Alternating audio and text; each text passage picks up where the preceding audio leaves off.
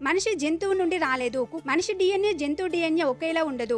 మనుషుల్లా కనబడినంత మాత్రాన అవి మనిషి కాదు. అందరూ డార్విన్ చెప్పాడు అంటారు కదా, అసలు డార్విన్ ఏం చెప్పాడో చూద్దాం. డార్విన్ రాసిన బుక్ లో ఒరిజిన్ ఆఫ్ స్పైసెస్ లో ఒక లైన్, యాప్స్ అంటే తోకలేని కోతులు, చింపాంజీలు అనేవి ఏవైతే ఉన్నాయో వీటి నుండి మానవులు రావచ్చని ఒక లైన్ రాశాడు. దాన్ని పట్టుకొని డార్విన్ వాళ్ళ కొలీగ్ థామస్ హెన్రీ హ్యాగ్జీ అనే ఆయన evidence as to man's place in nature అనే బుక్ లో మానవుడు కోతి నుండి వచ్చాడని రాశాడు. 1863లో ఈ కాన్సెప్ట్ బాగా ఫేమస్ అయింది. మానవుడు కోతి నుండి వచ్చాడని అవగాహన లేక చెప్పుకోవడం మొదలైంది. ఇన్ కేసు మానవుడు కోతి నుండి వస్తే మనిషికి బ్లడ్ అవసరం అయినప్పుడు ఈ బ్లడ్ బ్యాంక్స్ ఎందుకు? దాని రక్తం ఎక్కించుకుంటే అయిపోతుంది కదా. హార్ట్ ట్రాన్స్ఫర్ చేయాల్సి వచ్చినప్పుడు గొరిల్లా హార్ట్ ట్రాన్స్ఫర్ చేస్తే అయిపోతుంది కదా. వాటి అవశేషాలను చూస్తే వాటి చేతులు పెద్దగా ఉండి కాళ్ళు చిన్నగా ఉంటాయి, కానీ మనిషి కాళ్ళు పెద్దగా ఉండి చేతులు చిన్నగా ఉంటాయి.